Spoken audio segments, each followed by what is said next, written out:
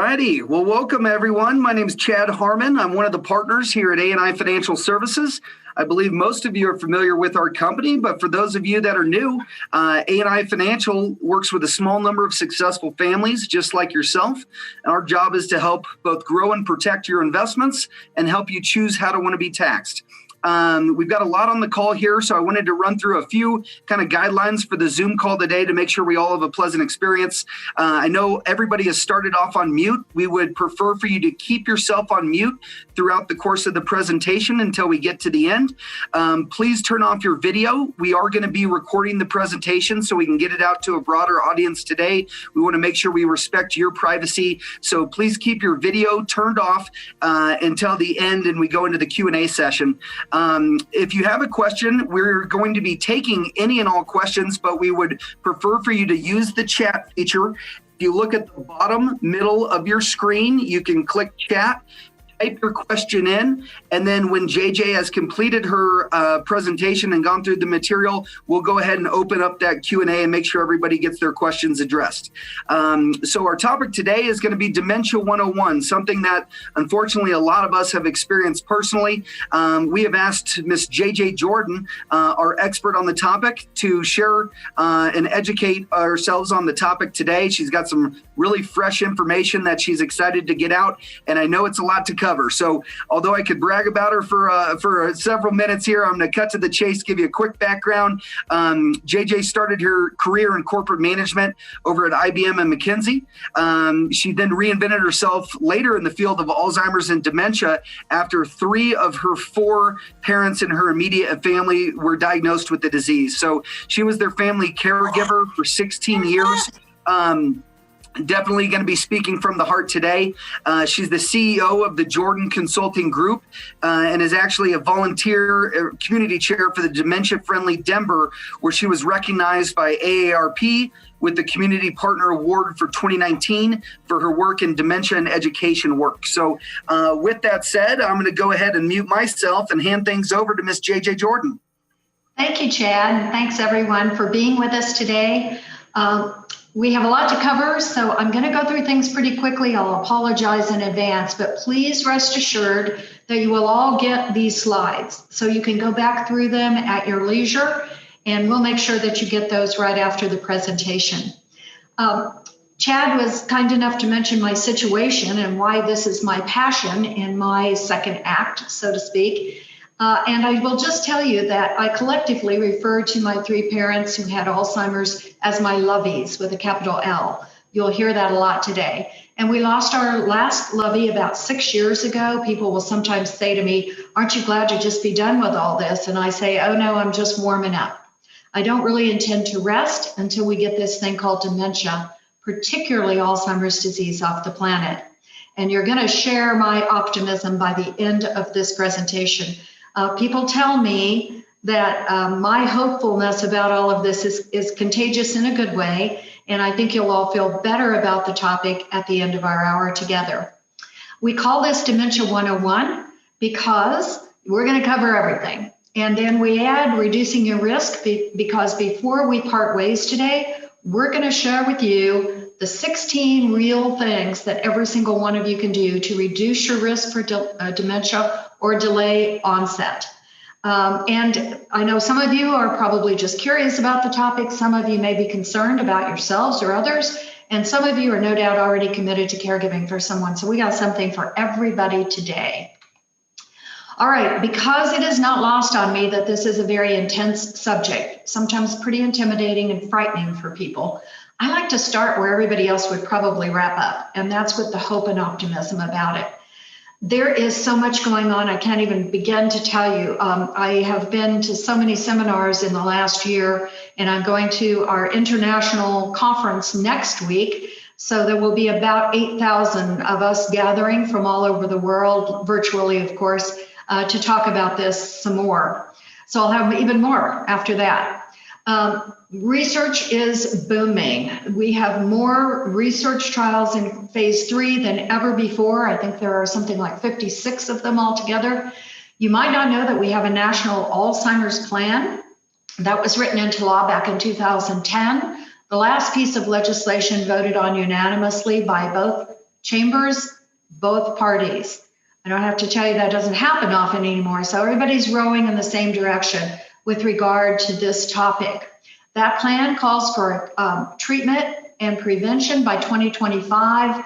I'm extremely optimistic that we will meet or beat that goal. And I do believe the cure is going to be on the heels of that. And my neurologist and neuroscientist friends I hang out with all week share that optimism with me. By the way, when that breakthrough finally occurs, I'm throwing a party for the whole world, so you'll all be invited. And so watch for your invitation. We need to get this fixed for lots of reasons, but just to let you know, because money is something near and dear to all of our hearts, of course, in this audience, we are spending $355 billion annually taking care of people with Alzheimer's and other kinds of dementia. Currently, our annual research funding is $3.1 billion. That's for Dr. Francis Collins, my good friend over at the NIH, the National Institute of Health, and his gang. There's so much new news. You probably heard about the new treatment a couple of weeks ago, and we're going to talk about that today. So I'll save my comments just a little bit on that one. You probably also heard that the blood test we've been waiting for forever for Alzheimer's disease is actually happening. There is one lab doing that now. However, it is not FDA approved yet, and I don't get excited about much until the FDA approves it. So I think within the next year or two, you'll see that on the market. And there's an inoculation study that I will tell you about from last summer that showed that just doing something as simple as getting our annual flu shots and our pneumonia shot, that it's a one-time shot between 65 and 75, can reduce our risk for Alzheimer's and dementia as much as 40%. 40%. Isn't that amazing? That's due to brain inflammation, just so you know, and we'll talk more about that. Eventually, our cure will be a combination of drugs, medications, and lifestyle elements. So we're going to cover it all today. Listen, I think a great place to start is typical age-related cognitive change. So the things you see in white on your screen today are not dementia. So I'll let you read through those for yourself while I'm talking to save a little time today. But these things can make people confused, delirious, overwhelmed, in a state of general confusion. So the takeaway on this screen is down at the bottom, everybody, and that is that dementia is not normal aging ever, period, end of story. Now, people will challenge me on this and say, yes, but my mother is 95. Isn't it normal at 95? The answer is still no. It's more common at 95, but it's never normal aging. And that's why it's so important for every single one of us to understand what this is all about. Here are some reversible conditions that can mimic dementia. So once again, nothing on this screen is dementia, but these are examples of things that can cause us to be confused or overwhelmed, etc. Those first things, I think I might have misspoken, but the first slide was really just things that happen to us as we get a little older. So these are things that can make us confused, and that's just emotional disorders like PTSD or depression, delirium. Sometimes that follows an acute care experience, but it clears itself up in 6 weeks to 6 months. Metabolic disorders like hypothyroidism. Brain tumors make the list. That might surprise all of you. I have 5 acquaintances who found out about a brain tumor because of cognitive decline. 4 of them were benign. They were all operable. These people are going to live as long as I do. Good thing they found out about it, though, right? Dehydration can cause people to be somewhat delirious. Sensory loss, that's just hearing and sight decline that happens as we get older. Vitamin deficiencies. B12 is the number one culprit here. It's not good to have too much B12 either, but if you have a severe deficiency, it can certainly cause you to be in a confused or almost seeming like a demented state. Infections like urinary tract infections, ladies, we get them more often than gentlemen, but guys get them too. And then I don't need to tell you all that we live in an alcohol and drug abuse kind of a society, unfortunately, and lots of those things will cause a demented kind of condition. And then sometimes, everyone, it's just as simple as figuring out your medications. People have different doctors, they're not talking to each other, and once we figure out the meds, cognition returns to a baseline level. I want to say 30 seconds about mild cognitive impairment. It's a real thing, everyone. You can actually get a diagnosis of MCI from a physician. Severe enough to show up on cognitive testing, not severe enough to slow you down in your activities of daily life. It does increase your risk of developing Alzheimer's disease later, but I want to make sure everyone knows that not everyone with MCI will go on to develop full-blown dementia. Okay, so let's understand this word dementia. The number one question that I get as I'm out and about doing this talk in our community is, what's the difference between Alzheimer's disease and dementia? And the easiest way to explain it to everyone is to say everyone with Alzheimer's disease has dementia, but not everyone with dementia has Alzheimer's disease. I've listed on your slide here today the most common types of dementia, and we're going to drill down into each of those here in just a moment. You notice I've depicted the word under an umbrella, a purple umbrella, the color of dementia, because it is really an umbrella term, much like the term cancer. There are over 100 types of cancers. I know you won't be surprised to hear that, but there are also over 100 types of dementia. All right, we talk about Alzheimer's disease first and foremost, not just because it begins with an A, although that's convenient, but because it is by far the most common type. About 60 to 70% of all cases of dementia are in fact Alzheimer's. A little history lesson, okay with everybody, I hope today.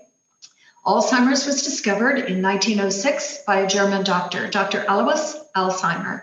He was presented with a 51-year-old female. We respectfully refer to her just as Frau Auguste D.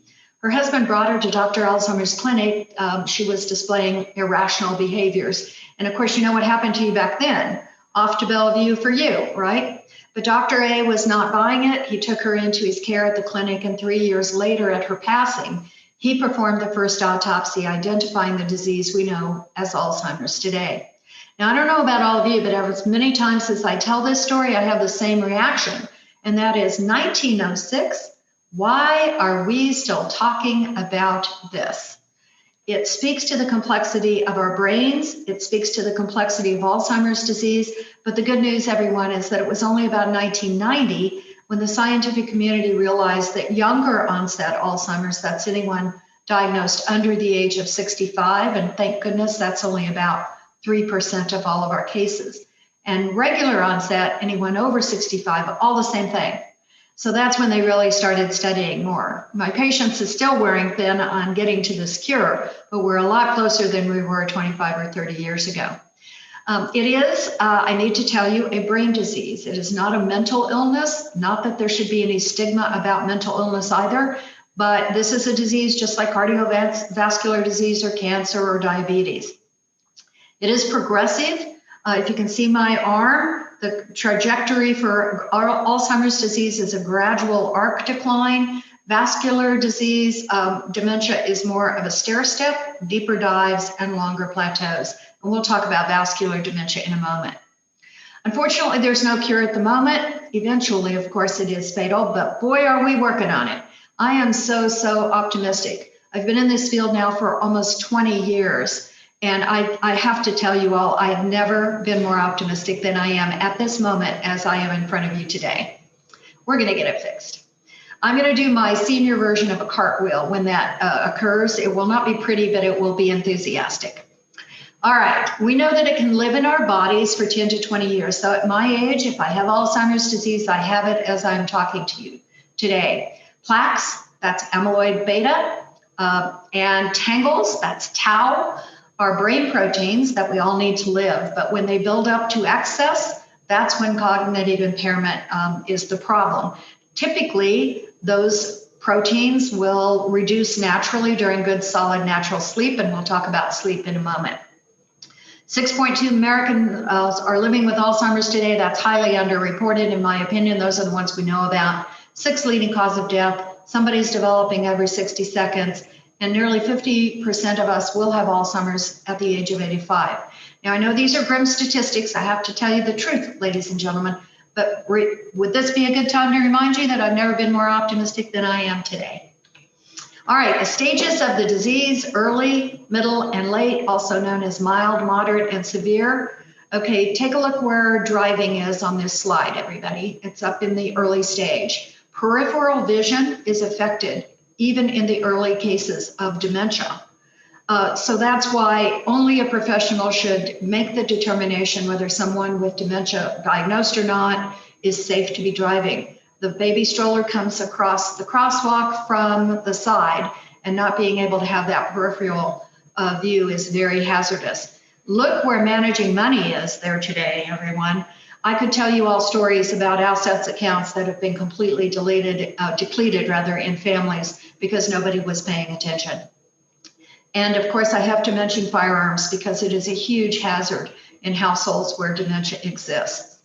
In the moderate stage, more difficulty with language, keeping track of things, and grooming. And then in the severe or late stage, both short-term memory goes first, by the way, but long and short-term memory are both affected in the very later stages. It gets down to sort of a sense comfort that we can give to our loveys, smell, sounds, that kind of thing. And people will need care around the clock. I always say if one person in the family has dementia, the family has dementia because everyone is sharing that care load. All right, so vascular dementia is number 2 on the hit parade, about 20% of the cases. That's when blood vessel blockages have occurred or damage has happened from small or large strokes. The location, the number, and the scope of those incidents determine how much impairment altogether exists. And then there's dementia with Lewd Bodies. This is in the Parkinsons family. So sleep disturbances and hallucinations and gait imbalances are more common in this type of dementia. And again, clumps of protein, a different type of protein in the cortex is what causes that. And then we have Parkinson's related dementia. It's not unusual for people with Parkinson's to develop full-blown dementia late in the stages of that disease. And then there's frontotemporal dementia, or FTD as we call it. And I personally think this is probably the hardest ones for families to deal with. It's only about 5 to 10% of the cases. There are 2 types. One has to do with behaviors, which is particularly challenging, and then a language-related kind as well. And this is nerve cell damage in the frontal lobe, which is right here in kind of our foreheads, and then in our temporal lobes, which are above and slightly behind our ears. The symptoms develop in this case at a younger age typically, and the duration of affliction is shorter than that of Alzheimer's disease. Okay, there's also mixed dementia. It's so much more common than we know. About 50% of all of our patients have more than one kind of thing going on. And that's so just beware that the doctor may tell you that there's more than one thing that you need to be concerned about. All right, everybody, here's how our noggins work. Please do let me know if I'm impressing you with my medical jargon, will you? We have about 100 billion nerve cells or neurons in our brains creating this branching network. This is a really good depiction of what's going on up there, everybody. I never bring a picture of the real human brain because it's quite gnarly. And most of these that I do are lunch and learns. Some of you may be enjoying your lunch right now, in fact, and it'll really put you off your salad. So I always show the network instead. But this is important to understand because signals or synapses are traveling through this little forest, you see, forming our memories and our thoughts and our feelings. And in the early stages of any type of dementia, there's just impairment. That's why we have what I call blue sky days. My dad recited the preamble to the Constitution in early middle stage Alzheimer's. An hour later, he didn't know what a sweater was, much less where his sweater was. So it can really be hard on caregivers to keep up. It causes us to question ourselves. In the later stages of any type of dementia, the neurons are actually destroyed and brain shrinkage actually can occur. All right, let's talk about symptom medications first. There are 2 classes of drugs that can help some people for some period of time, in some cases with some symptoms. Now, that doesn't sound like a big promise, does it? But I will tell you that 2 of our 3 loveys had very good results with these symptom medications. First class are called cholinesterase inhibitors. You probably know Aricept, most common from television commercials. The second class is a glutamate regulator known as Namenda, and some genius a couple of years ago created a combo drug called Namzaric. So our loveys only have to take one thing. But again, this is not slowing down or stopping the progression of Alzheimer's. It's a symptom reliever. And I'm not giving medical advice today. I'm careful not to do that. But I will tell you because, by the way, I meant to go to med school, but I forgot. But anyway, I will tell you that we want you to be able to know about these things so that you can have an intelligent conversation with your physician about whether or not any of these symptom medications are appropriate for your lovey. Now, here's a slide that I only added in the last 2 weeks, and that's because I'm sure most of you have heard about the new actual treatment for Alzheimer's called aducanumab. This has been in test for many years now, and there's some controversy around it that I will deal with today, and some of you may have some questions later for me about it. It was approved by the FDA on June 7th, 2021. I was disappointed. First of all, I was thrilled with that decision. I'll tell you that right now, because I've been following the trials all along, and I'll clear up some things for you. I was a little disappointed that the parameters of the audience were not spelled out, and that has happened in the last 2 weeks. So if you'll see, the target audience is now people with MCI, mild cognitive impairment, or early stage Alzheimer's only. The test did not occur among anybody else with later stage Alzheimer's.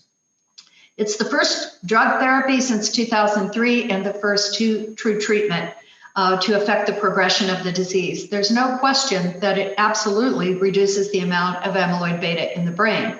The question is, some of the studies have varied a little bit in how much that then affects cognitive decline or cognitive improvement.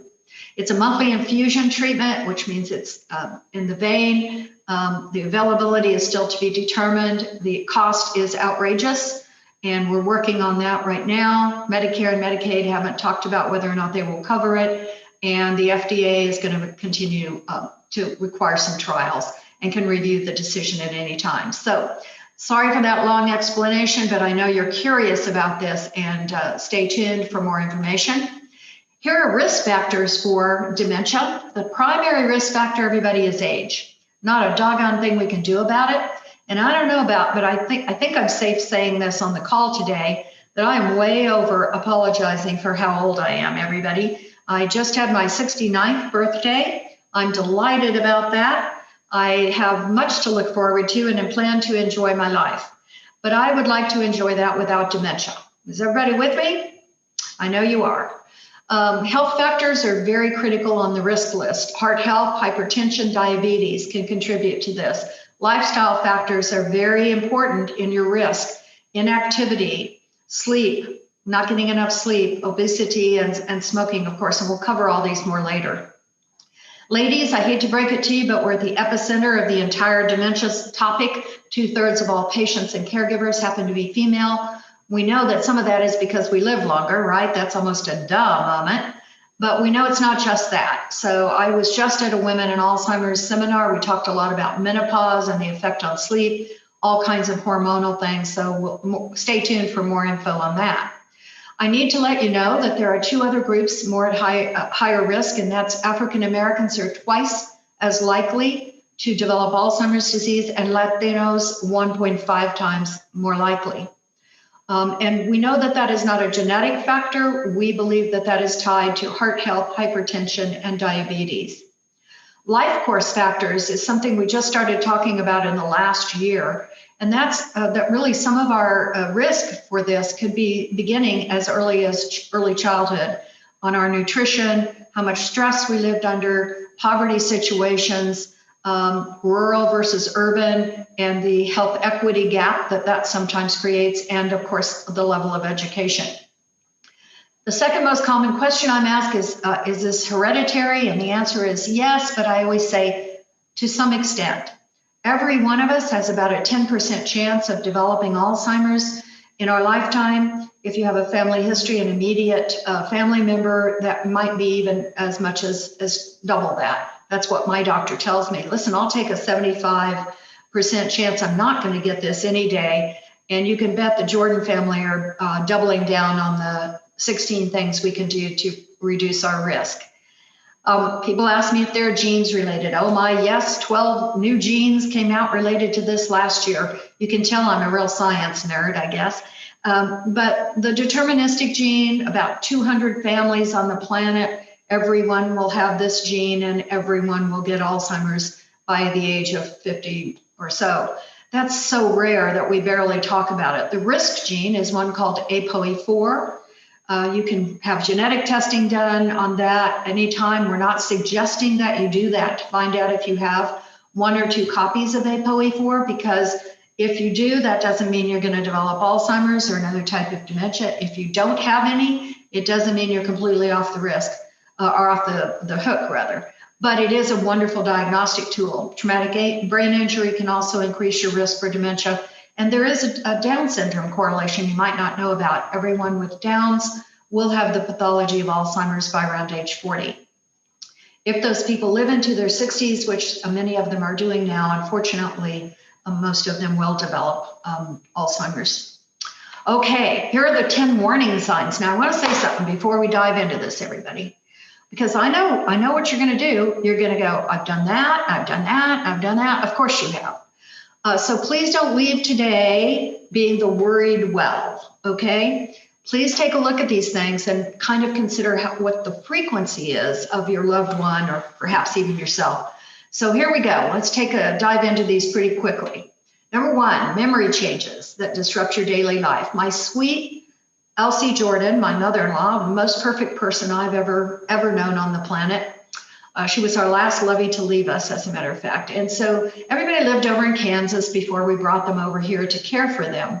And I walked in over there right before the move, and my sweet Elsie had Post-it notes on every cabinet, canister, and drawer in her kitchen. This is a woman who knew her way around the kitchen.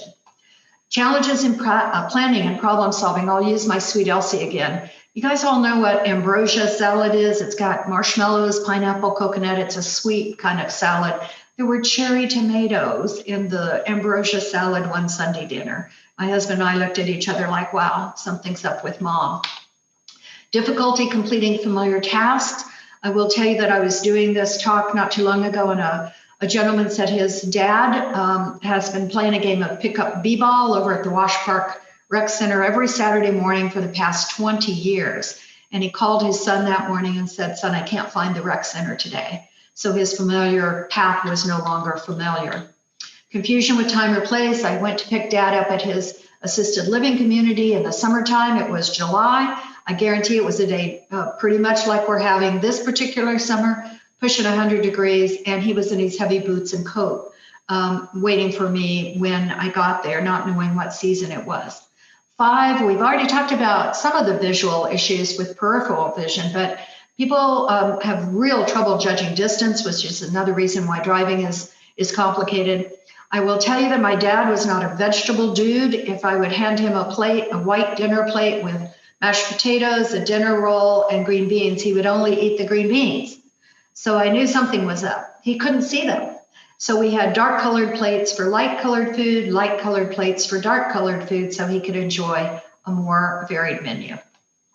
Problems with words, and you know how we all go like, what's the word, what's the word? Okay, as cognitive thinkers, what we do is just reach up and grab another word from our vast vocabularies. If we lose our train of thought, we get it back in just a few seconds. Our loveys will not be able to rejoin that context easily. Anybody ever lost anything on the session today? And you shall again, ladies and gentlemen. If you find the keys in the pocket of the jacket you wore yesterday, I hope you'll relax. If you find them in the freezer, that could be cause for concern, because that's not where keys generally live. Okay, decreased or poor judgment. Anybody ever made a poor decision on the call today? Well, don't start with me. I've made some doozies. As you might imagine, telemarketers and scammers are the bane of our existence in my field of work. They will prey on people, but it's not always sinister. My sweet Elsie loved the color pink. She would see a sweater in a catalog and order it, and then 5 more would show up, having forgotten she had ordered that before we got that all figured out. Okay, the next one is withdrawal from work and social activities. I need to make sure you all know that people are taking better care of themselves in lots of ways these days. And you're going to see a lot of people in the workforce who have the earliest stages of dementia and don't look like they're anywhere near old enough to have that. I will tell you that, again, I was doing this at a huge company in downtown Denver. Won't give you the name to protect this gentleman even more. But after the session, he said, could I have a word with you? I was an hour and a half late to work this morning because I didn't recognize the plaza out in front of my building. And I think my boss is starting to catch on. I thought, I'll bet. And by the way, that gentleman is getting all the help he can possibly get from the Alzheimer's Association. Now, aside from my being the volunteer chair of Dementia Friendly Denver, which is part of Dementia Friendly America, that's a White House Conference on Aging program from back in 2015. The Alzheimer's Association is one of our national partners. I just came off their board of directors. I'm their liaison to Capitol Hill, so I'm talking to Congress. I was on a call last night with members of Congress about funding. And so we think of ourselves as the town criers at Dementia Friendly Denver. I'm out there doing this program for as many groups as I can possibly do it for. And if any of you have groups that you'd like to schedule me, there's absolutely no cost for this. So I'll give you my email at the end and you can contact me about that. But so you may never see me again, but we want to make sure that everybody knows exactly how to get the free resources in our community that will help a family through a journey with any kind of dementia. The Alzheimer's Association doesn't care what kind. So I will be giving you all of that resource information on a slide at the end that you'll have to keep forever and ever. All right, back to our warning signs. I dread the next slide, so I'm going to go through it really fast, you guys. I'm not going to look at it. I'm looking at something else in my office. I know what's up here, but this gets me, you guys. Even after 6 years, I can't look at this slide. It's too upsetting. This is what my lovies had to endure. This will not stand, ladies and gentlemen. This is why I get up every day trying to do something about this. We're not talking about you kids get off my lawn kind of curmudgeon stuff that happens as people get cranky and older. We're talking about true departures in baseline mood and personality. So for my sake, we're going to get off of that slide really fast and get on to what should you do if you see any of these warning signs. And I hope that I can convince you all today that you need to make a doctor appointment immediately. Remember the B12? Ta-da! Remember the brain tumor? Uh-oh. You have to go find out what's going on. And getting this care as early as possible in the whole cycle is extremely important. And then, of course, the initial loved one conversation, the dreaded conversation, needs to occur. And so on this next slide, I am giving you all tips about how that can occur. Now, selecting the right person to deliver that news or to ask about it, and I would even make it a discussion, not a question session. Picking the right place and time, which probably means in the sweet spot mid-morning versus later in the day when our lovies are tired. Adopting the right tone. Avoid jumping to a dementia conclusion and just say, you know, Mom, I've noticed that you have a bit of a pesky memory lately, and I was just wondering, you know, if we could talk about that today. And because it's probably nothing serious, but we need to go figure it out. Create a script for yourself and practice it. Adjust your strategies based on your people. Everybody's different. Prepare to try again another day. If it goes south, I always just say, time out. We'll try this another day. Utilize tactics to get that doctor visit scheduled. That's your goal. Attend the doctor appointment. You must go along, of course. And then be adaptable and compassionate based on that outcome. Now, speaking of diagnosis, I want to spend the next few minutes about convincing you why you want to know. And why knowing earlier is better. Only 50% of everybody with dementia gets a formal diagnosis. That's ridiculous because we're not living in the old days where you have to wait till an autopsy to find out. So we have to improve that. 82% of us who are over 65 feel that an annual memory evaluation is the wise thing to do. And as part of our annual wellness visit under the Affordable Care Act, you get one of those. Every American for free every year. A cognitive assessment is part of that. Only 16% of us, however, are getting tested. So we need to do a better job of discussing our cognitive health with our physicians every single year during our physicals. All right, the number one reason that you want to know is because it might not be Alzheimer's or dementia at all. Remember, again, the B12, ta-da, the brain tumor, uh-oh. So you have to go find out, not make any assumptions. Number two is that it gives you more time to consider and plan for the future. I don't know about all of you, but I want to be a big participant in my own care plan. I want to say to my loved ones, oh, yes, you can. Oh, no, you can't. Don't even think about it with regard to possible care. We need to discuss care options. Of course, that plan will change dozens of times over the course of the circumstances. Legal and financial matters, I would be remiss if I didn't talk about that. Again, I never give medical, legal, or financial advice from the Dementia Friendly Denver podium because, I meant to go to law school and med school, but I forgot. But I'm going to break my own rule and give you a bit of financial advice right now and legal advice, and that is to do your paperwork, your durable financial and durable powers of attorney, your wills and living wills, so that way your family won't have to worry about all of that on down the line if things get a little hairy later on. Again, the safety and driving and transportation issues need to be talked about. I want to be sure and empower who I want to have by proxy. It's a term we all know in the financial world, to make decisions for me and build the right care team. And if I haven't convinced you all yet, I got 4 more shots at it. So here we go. The reason you want to go find out is because remember those drug therapies, Aricept and Namenda, and the ones that relieve symptoms? They work better the earlier you start taking them. And of course, aducanumab, when we figure it all out, sort that whole thing out, and it becomes affordable, hopefully, that will work better, obviously, for people who are in the earlier stages. So putting your head in the sand is not the answer. It helps people remain independent longer. People will ask me how that works, and diabetes is rampant in our society. And if you are diabetic and you have memory loss, are you going to remember to take your diabetes medicine? Probably not, everybody. So I want to make sure that you all know that by assigning somebody to help you monitor your health and make sure you're taking your meds is extremely important. We know, ladies and gentlemen, that we can prevent up to 25%, a quarter of all hospitalizations for people with dementia simply through early detection and diagnosis.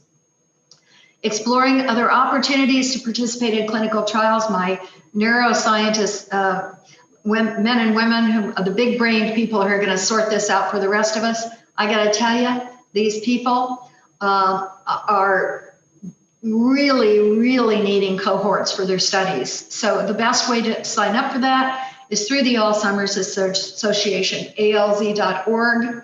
And then if you put clinical trials on the browser line, something called Trial Match will pop up. Don't worry, you're not signing up for a clinical trial right then and there. You're putting yourself or your loved one in the pool, and then you'll get plenty of opportunities to talk in person with physicians before a decision is made. All right, here are the physicians I'm talking about. Doctors who really know what they're talking about can diagnose this disease clinically within 90 to 95% accuracy without a bunch of expensive tests. My favorite people in the whole world are geriatricians, the opposite of a pediatrician, and neurologists. Like I say, the big brain men and women who are going to figure this all out. They already are, in fact. The referrals for those kinds of specialists can come through the Alzheimer's Association helpline. Here's that number, and you'll get it again at the end of our presentation. All right, I'm not going to go through all of this to save some time, but here's how you prepare for that doctor visit. So you'll have this slide for later. The number one thing I want you to take away on this one is a knowledgeable informant must attend all doctor visits. My dad, before I figured this out, would come home from the doctor and tell me stuff that had absolutely no bearing on his health whatsoever. He was just making it up. And so I needed to be there for every conversation.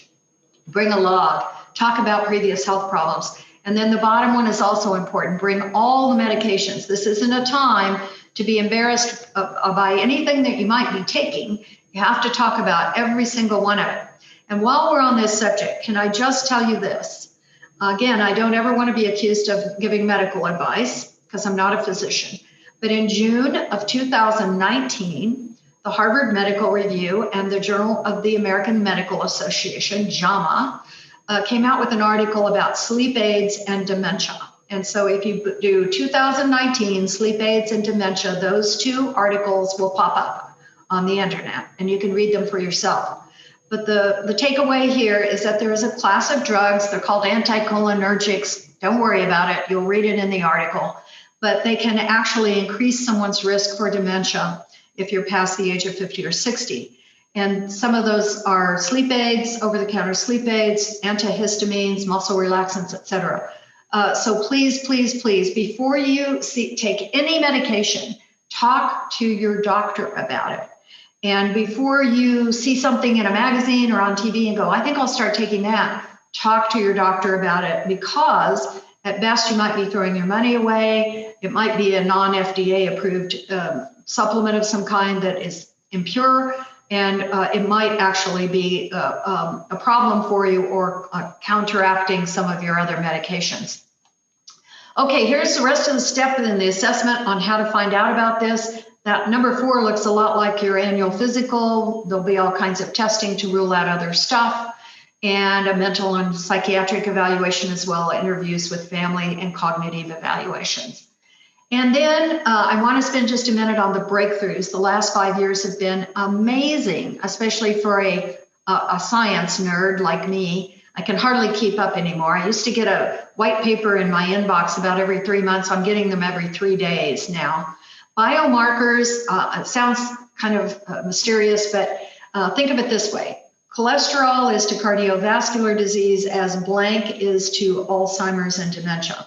And so we know those biomarkers are amyloid beta and tau, the two brain proteins that have to be built up to an excess for a diagnosis to occur.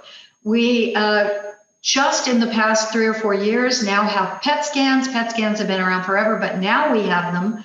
It's a radioactive dye that can be injected into the brain, in a living brain, everybody. So we can see that buildup of amyloid beta and tau, the pathology of Alzheimer's, long, of course, before an autopsy. Biofluids, cerebral spinal fluid, that's a lumbar puncture. It's a spinal tap. I had one as a part of a clinical trial. They're not nearly as painful as you might think. And blood vessels behind the eyes are being studied by a group of ophthalmologists. And of course, the ultimate, everybody, is going to be that whole DNA thing, genetics, emerging markers are coming out. And then again, the future of a $100 blood test, so we can easily know what's going on.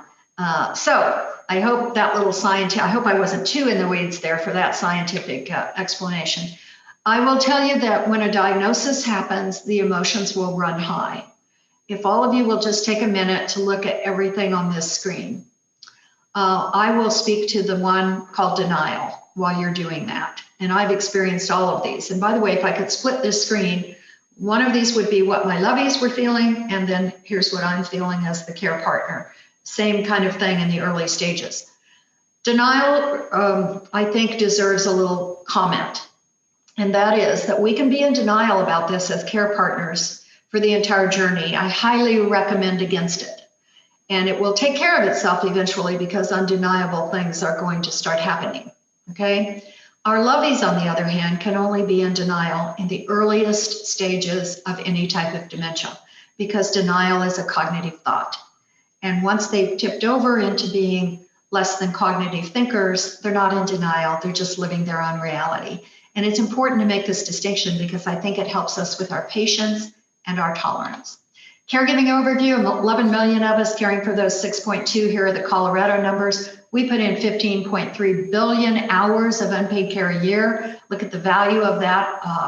75% of us report being concerned about our own health. Some of you who watch the History Channel may think ice road trucking is the most dangerous profession. I think it's caring for somebody with dementia. So we really have to do self-care and give ourselves respite breaks. We're the key to everything. Here are the responsibilities. I call this the unexpected career. The top part is just what it takes to run a household. All of you will recognize these things. And I don't think people use this anymore, so I'll apologize in advance. But remember when people used to say during a pregnancy you were eating for 2? Well, I was thinking for 4 every day, to be honest with you, me and my 3 lovies. And it was exhausting, I will tell you that. And then look at the advanced planning section down at the bottom. These are the very, very consequential things that we have to keep track of to keep the boat afloat. Medical, legal, financial planning, et cetera, and care options, which will change, of course, throughout the course of the journey. I love this slide. I just added this not too long ago. These are the top 10 quality of life issues for dementia caregivers. exercising to stay fit, practicing good nutrition, adequate sleep, maintaining our own health, minding our mental health, socializing, continuing to participate in activities we enjoy, pampering ourselves, asking for and accepting help, and arranging for respite care for well-deserved breaks. These are so important. So if you are a caregiver on the session today, please print this particular slide out when you get it and Scotch tape it to your dresser drawer or something like that so you can look at it every day. All right, now we're going to talk about some dementia-friendly skills. I'm going to go through these pretty fast. This is also for caregivers, if there are any of you on the call today, and I'm sure there are. But this is also what is going to make our community more dementia-friendly. These simple communication, interaction, and behavior skills, and the awareness and knowledge of all this. So here we go. Here are some dementia behaviors. The number one is repetitive questioning. 100% of the 1,900 families I think I've worked with over the past 15 or 20 years, 100% of them have experienced repetitive questions from their lovey. And I'm about to break the code for you. Are you ready? Answer the question cheerfully. They are asking it of you for the very first time in their minds. Trust me, it takes less energy, less facial muscles, less of everything to just say, it's Wednesday, Dad. It's Wednesday, honey. Then you to say, it's Wednesday. Plus, whose blood pressure just went up? Mine, right? And I've humiliated the person I love the most. We've talked, unfortunately, about agitation and anxiety. Shadowing is when our people want to be so close to us.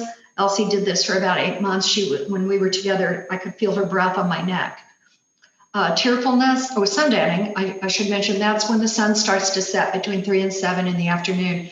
It's a biorhythm thing. We don't totally have it figured out. Some of it can just be the shadows are dancing on the wall looking menacing. So we can twirl the blinds, put on soothing music, turn off the overhead lights, put on lamps, soft lighting, and only about 20% of our people have really bad sundowning. Tearfulness, I will tell you, our loveys are in there. They hate it when we talk about them like they don't exist. We can wound them easily in the moment because that's where they live.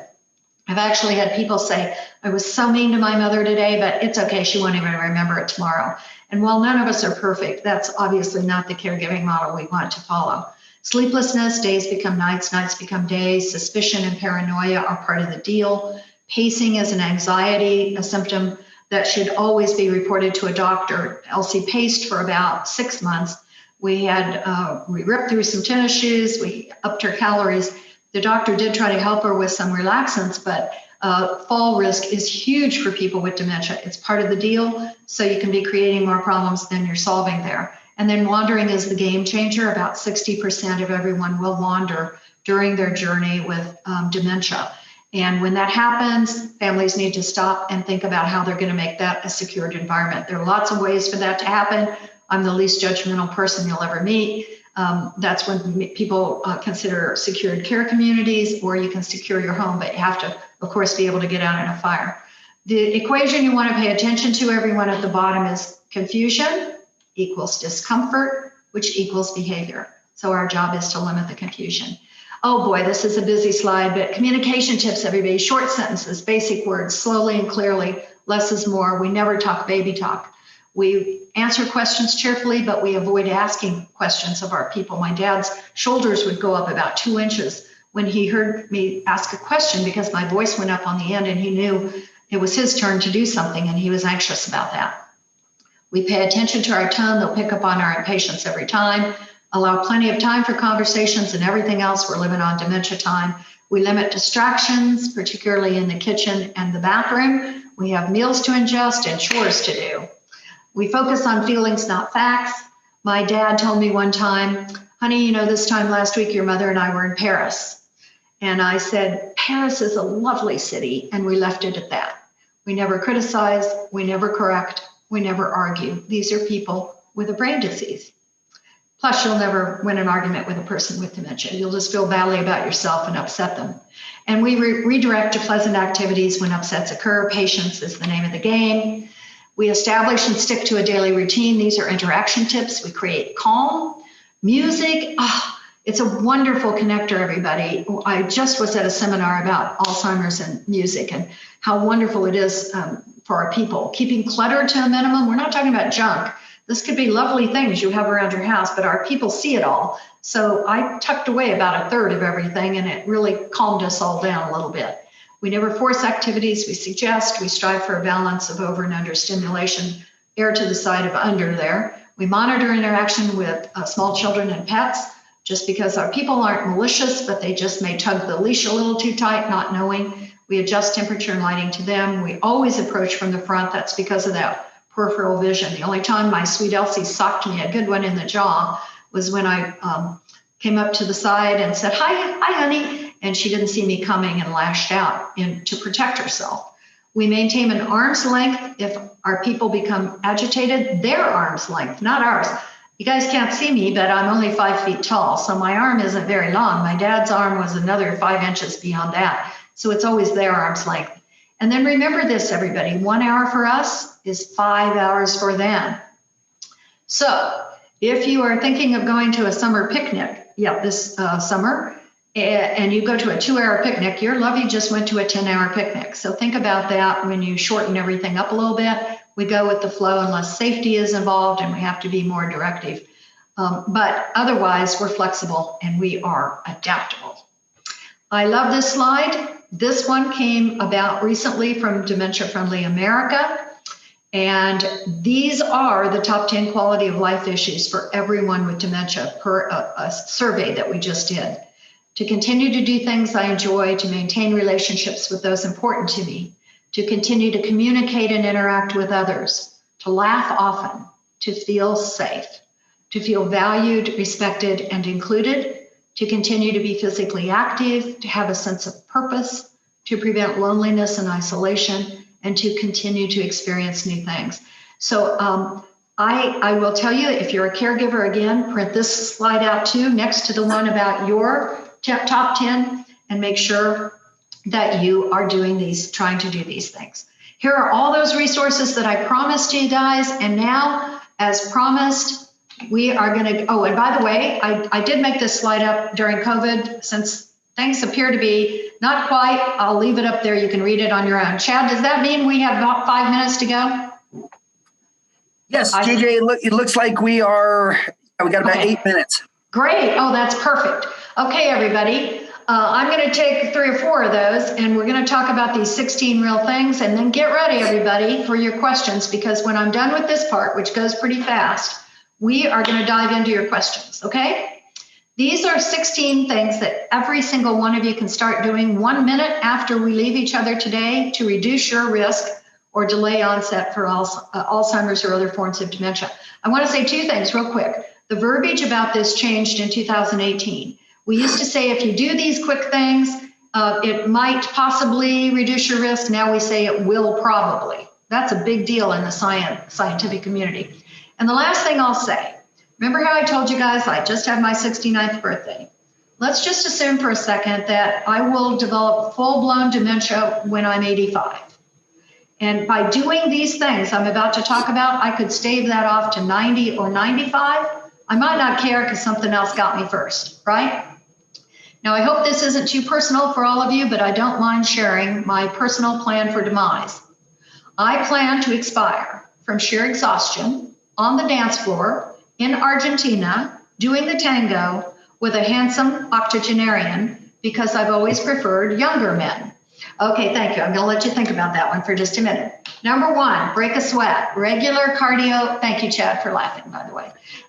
Regular cardiovascular exercise. This is the closest thing we have to a silver bullet.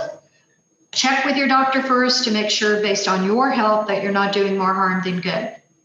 Fuel up right. A diet high in fruits and vegetables. Avoid sugary, salty, fatty, or fried foods. Blueberries, blueberries, blueberries. At our house, we don't say, have you had your blueberries today? We say, have you taken your blueberries today? Sleep. I can't tell you enough how important it is for you to get a full, natural night's sleep. So put your devices in another room. Make it cool and dark. Give your brain every chance to flush out those toxic proteins that build up to a level that's unacceptable. Be sure, as I mentioned before you take any over-the-counter sleep aids, that you talk to your doctor about it first, okay? Next, follow your heart. If it's good for your heart, it's good for your brain. There's a direct correlation between high blood pressure and cognitive decline, between obesity and cognitive decline, between diabetes and cognitive decline. When your doctor scolds you about your numbers, it's because it really is a tip-to-toe health situation.